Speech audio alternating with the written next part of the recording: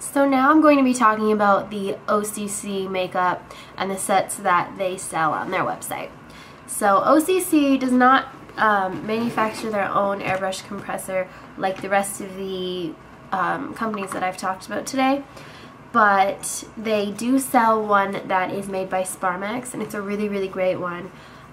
This is the size of the compressor, so just on off. The hose for the airbrush is actually probably the nicest one. It's like made of like really, really fine like cloth rope or something. I don't know. It's really nice. The air pressure control is also right up by where the airbrush gun goes, which is different than the rest of them, which it is actually on the compressor if it has an airbrush control at all. Then the airbrush gun comes in a cute, nice, beautiful case like that. And this one's actually different than the two luminescent Dinair ones that you saw. The difference with this one, and the same with Temsu, is that you have to actually press down for air to come out. With Dinair and with Luminous, you have a continuous airflow airbrush, which means that if you're touching the lever at all, doesn't matter, you could like not even be touching the airbrush, there's still airflow going through the airbrush, and if you hold it up to your face, you can feel air on your face. With this type of airbrush, you don't feel any air. Nothing comes out until you actually press down. And then when you pull back, that's when the makeup will come out. With the Dinair one, you have to pull back for makeup to come out, but if you're not touching the lever, you just have it all the way forward, then you'll just feel air.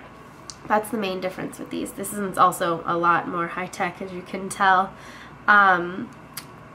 So yeah, that's the main difference with the airbrush gun. The Sparmex set also comes in this really cute little case.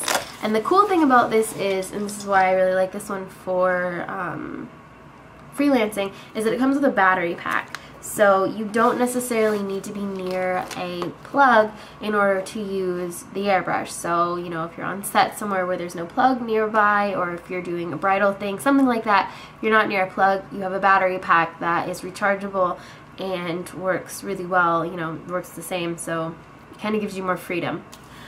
So that's the Sparmex kit. You can get that from OCC by itself without any makeup, and how much does that cost?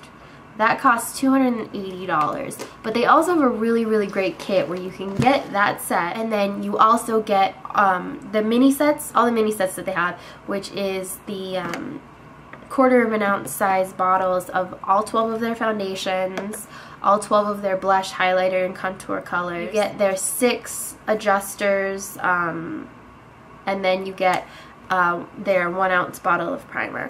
And so that set is $430, which is a lot, I know, but if this is something that you're looking to do for a job, like for freelancing, to add airbrushing onto what you can do, this is a really, really great kit for you. OCC also sells their foundation in 1 ounce size, so this is that bottle. I think they have a new one now because I got a blush at IMATS and it kind of looks like a prescription. I like it. Anyways, those are going to be $20 each, and like I said, they're 1 ounce. They also sell their airbrush makeup in mini sizes, the same that you would get with the kit. So they sell 6 bottles in a set. They're all 1/4 of an ounce, and they have one that's a yellow base skin tone set, red base skin tone set, a blush and contour set, a shimmer and highlight set, and then mixing base and corrector set, which that one's like yellow, blue, green, red, stuff like that, that will help like change or correct the skin tone. So each of those is $25. And it's a really great set if you don't know what color your foundation would be. You know, you can mix and match. It's really good if you want to try all of the blushes for the price of what one would be, or all of the shimmer, contours, stuff like that. So this is my favorite set for freelancing. I really love it. It's, you know, it's a water-based foundation. Again, it has a really great pigmentation. It can be very opaque and very, what's the word I'm looking for? Have very full coverage, sorry, and it's also a little bit more movable than like the Dinair. The Dinair one, it sets and you can't do anything about it. If you mess up, you have to kind of take it off and redo that area. This one's a little bit more movable, and in the same sense, you need to set it. I find that I need to either just hit it with a little bit of air with the airbrush without pulling it back, so no makeup, just air, to kind of help to set it a little bit more. It takes a little bit longer than the Dynera one, but it's still great, and you still can just set it with a little bit of powder, you know, if you're in a hurry. So this is a really good set for up-and-coming freelance artists.